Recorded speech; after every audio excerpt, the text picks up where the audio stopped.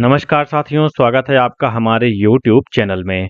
आप छत्तीसगढ़ की किस जगह से हमारे समाचार सुन रहे हैं, कृपया कमेंट बॉक्स में लिखकर हमें जरूर बताएं। साथ ही हमारे चैनल को सब्सक्राइब करना ना भूलें। रायपुर से प्रस्तुत हैं छत्तीसगढ़ के प्रादेशिक समाचार। समाचारों के साथ मैं विपिन शुक्ला। पहले मुख्य समाचार।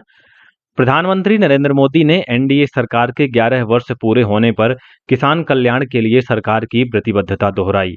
मुख्यमंत्री विष्णुदेव साय ने प्रधानमंत्री नरेंद्र मोदी से बहुउद्देशीय बोध घाट बांध परियोजना और इंद्रावती महानदी इंटरलिंकिंग परियोजना के राष्ट्रीय परियोजना के रूप में निर्माण के संबंध में चर्चा की। बीजापुर जिले में सुरक्षा बलों के साथ हुई मुठभेड़ में 2 महिला सहित 7 माओवादी मारे गए। भारी मात्रा में हथियार और गोला बारूद का जखीरा हुआ बरामद। और ईद उल अजहा का पर्व कल छत्तीसगढ़ सहित देश के विभिन्न भागों में मनाया गया। अब समाचार विस्तार से। प्रधानमंत्री नरेंद्र मोदी ने देश के किसानों के कल्याण के लिए सरकार की प्रतिबद्धता दोहराई है। एनडीए सरकार के केंद्र में 11 वर्ष पूरे होने के संदर्भ में श्री मोदी ने कहा कि ये सरकार के लिए गौरव की बात है कि उसने इस कार्यकाल में देश के परिश्रमी किसानों की सेवा की। प्रधानमंत्री ने कहा कि सरकार ने मृदा स्वास्थ्य और सिंचाई जैसे मुद्दों पर विशेष ध्यान दिया, जो बहुत लाभकारी सिद्ध हुआ। पिछले 11 वर्षों में देश का कृषि क्षेत्र एक मौन क्रांति का गवाह रहा है। इसके पीछे बीज से बाजार तक के दृष्टिकोण की प्रेरणा रही है। कृषि में सरकार का बजट आवंटन लगभग 5 गुना बढ़ा है। 2013-14 में ये 28,000 करोड़ रुपए था, जो 2024-25 में 1,37,000 करोड़ रुपए का हो गया है। प्रधानमंत्री किसान योजना के अंतर्गत 3,70,000 करोड़ रुपए से अधिक की धनराशि 11 करोड़ किसानों तक सीधे पहुंचाई गई है। किसानों के लिए वित्तीय सुरक्षा में भी सुधार हुआ।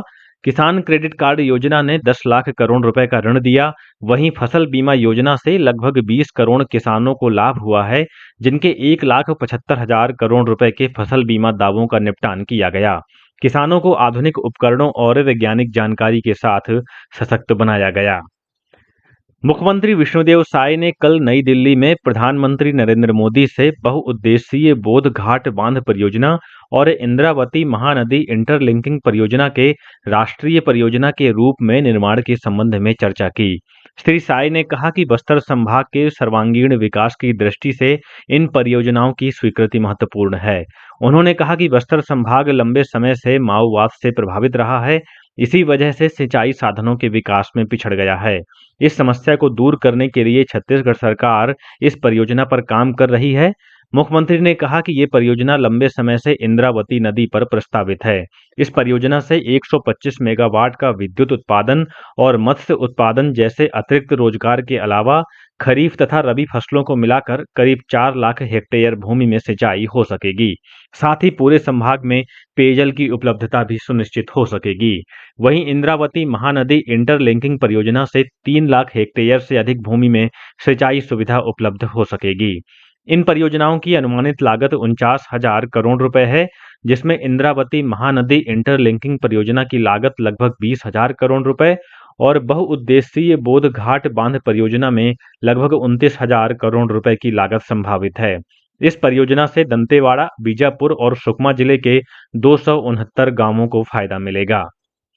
वहीं मुख्यमंत्री ने प्रधानमंत्री से मुलाकात के दौरान प्रदेश में चल रहे विकास के काम और नक्सल उन्मूलन अभियान की जानकारी दी। मुख्यमंत्री ने प्रधानमंत्री को बताया कि बस्तर जैसे माओवाद प्रभावित क्षेत्रों में अब शांति और सुरक्षा का माहौल बन रहा है और विकास के नए द्वार खुल रहे हैं। सुरक्षा बलों के साहस और प्रयासों से माओवाद प्रभावित क्षेत्रों में उल्लेखनीय सुधार देखने को मिल रहा है। श्री साय ने केंद्र सरकार के 11 वर्ष सफलतापूर्वक पूर्ण होने पर प्रधानमंत्री नरेंद्र मोदी को शुभकामनाएं दी। उन्होंने कहा कि प्रधानमंत्री श्री मोदी का नेतृत्व नए भारत की आत्मनिर्भरता और सामर्थ्य का प्रतीक है, जिसने वैश्विक मंच पर मां भारती का मान बढ़ाया है। प्रधानमंत्री श्री मोदी ने मुख्यमंत्री द्वारा प्रस्तुत प्रगति रिपोर्ट की सराहना की और छत्तीसगढ़ के विकास कार्यों को और गति देने को कहा। इससे पहले मुख्यमंत्री श्री साय ने नई दिल्ली में केंद्रीय गृह मंत्री अमित शाह से मुलाकात कर राज्य के विकास और नक्सल उन्मूलन की जानकारी दी। केंद्रीय गृह मंत्री अमित शाह ने हाल ही में नक्सलवाद के विरुद्ध चलाए गए अभियानों में अहम भूमिका निभाने वाले अधिकारियों से कल नई दिल्ली में भेंट कर उनकी सफलता पर उन्हें बधाई दी। श्री शाह ने कहा कि केंद्र सरकार नक्सलवाद के दंश से देश को मुक्त करने के लिए संकल्पित है। इस अवसर पर मुख्यमंत्री विष्णुदेव साय और उप मुख्यमंत्री विजय शर्मा उपस्थित थे। बीजापुर जिले में पिछले 3 दिनों से सुरक्षा बलों और माओवादियों के बीच जारी मुठभेड़ में 7 माओवादी मारे गए हैं, जिनके शव बरामद कर लिए गए हैं। इनमें 2 महिला माओवादी भी शामिल हैं। मुठभेड़ में मारे गए माओवादियों में से 2 की शिनाख्त कर ली गई है। इनमें 1 करोड़ रुपए का इनामी माओवादी सेंट्रल कमेटी सदस्य गौतम उर्फ सुधाकर और 25 लाख रुपए का इनामी तेलंगाना राज्य कमेटी के सदस्य भास्कर भी शामिल है। वहीं अन्य 5 माओवादियों की पहचान की जा रही है। घटनास्थल से भारी मात्रा में हथियार और गोला बारूद का जखीरा बरामद किया गया, जिनमें 2 AK-47 राइफल भी शामिल हैं। मिली जानकारी के अनुसार जिले के नेशनल पार्क क्षेत्र में पिछले 3 दिनों से सुरक्षा बलों द्वारा नक्सल विरोधी अभियान चलाया जा रहा है। इस दौरान आसपास के जंगलों में जवान माओवादी गतिविधियों पर निगरानी रखे हुए हैं। ऑपरेशन के दौरान सुरक्षा बल के कुछ जवानों को सर्पदंश, मधुमक्खी के डंक, डिहाइड्रेशन और अन्य कारणों से चोटें आई हैं। उन्हें जरूरी चिकित्सा सुविधा उपलब्ध कराई गई है। फिलहाल जवानों की स्थिति सामान्य और खतरे से बाहर है। विकसित कृषि संकल्प अभियान के तहत इन दिनों प्रदेश के विभिन्न स्थानों में जाकर कृषि वैज्ञानिकों की टीम किसानों से सीधा संवाद कर रही है। वैज्ञानिकों की टीम ने रायपुर, बेमेतरा, दुर्ग, बालोद, धमतरी, बिलासपुर, महासमुंद और बलौदाबाजार जिलों के गांवों में जाकर किसानों से मिलकर उनकी समस्याएं जानी। इस दौरान किसानों ने फसल बीमा राशि नहीं मिलने, मृदा की घटती उपज क्षमता, जल स्रोतों की कमी, महंगे बीज और खाद की उपलब्धता तथा मंडी में न्यूनतम समर्थन मूल्य नहीं मिलने का मुद्दा उठाया। किसानों की इन समस्याओं को वैज्ञानिकों ने गंभीरता से सुना। वैज्ञानिकों ने बताया कि मिट्टी की गुणवत्ता और नमी का सटीक आकलन कर खेतों में ड्रोन आधारित सर्वेक्षण और पोषण प्रबंधन से उत्पादन बढ़ाया जा सकता है। उन्होंने किसानों को ड्रिप और स्प्रिंकलर सिंचाई प्रणाली अपनाने की सलाह दी। रायपुर स्थित इंदिरा गांधी कृषि विश्वविद्यालय के उद्यानिकी विभाग के वैज्ञानिक डॉक्टर MK साहू ने बताया कि विकसित कृषि संकल्प अभियान के तहत उनकी टीम धरसींवा विकासखंड के 2 गांवों में जाकर किसानों से चर्चा की और उन्हें कृषि संबंधी तकनीकी जानकारियां दी।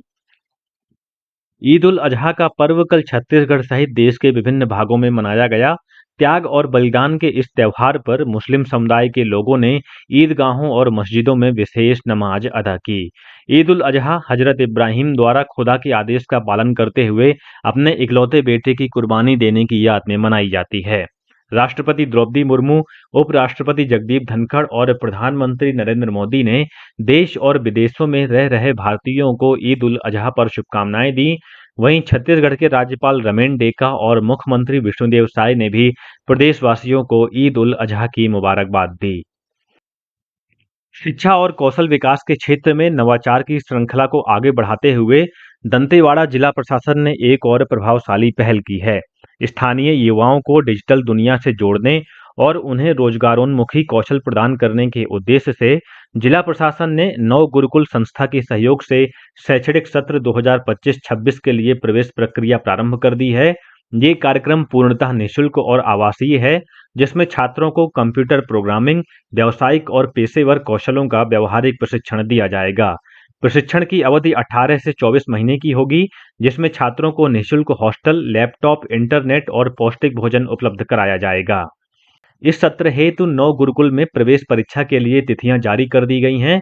इस क्रम में विकासखंड गीदम में 9 जून को, विकासखंड कुआंकोंडा में 10 जून को, विकासखंड कटे कल्याण में 12 जून को, विकासखंड दंतेवाड़ा में 13 जून को प्रवेश परीक्षा होगी। 9 गुरुकुल में प्रवेश हेतु आवेदक की न्यूनतम आयु 17 वर्ष होनी चाहिए। अधिकतम आयु की कोई सीमा नहीं है।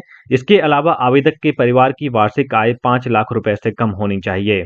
अधिक जानकारी के लिए कॉल करके या व्हाट्सएप नंबर के माध्यम से 8103248471 और 6265158142 पर संपर्क किया जा सकता है।